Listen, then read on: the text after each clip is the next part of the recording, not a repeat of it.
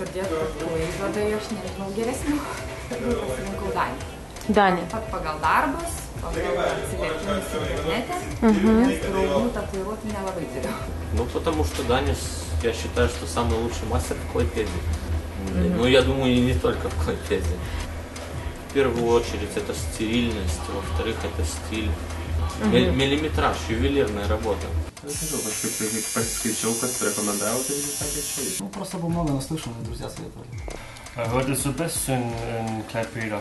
Sesė pasidarė ir man visai patiko ir atėjau ir susipažinom ir sudalyvavom, patiko kaip žmogus.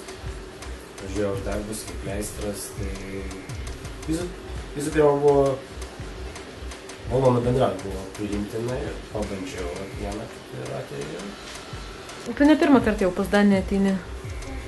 Ne pirmą kartą, šitais, žinau, jau kokį, jeigu paėmus visą laikotarpį, tai gal kokie 7 metai, gal kokie toks laikotarpis, kas ne kartą, taip vis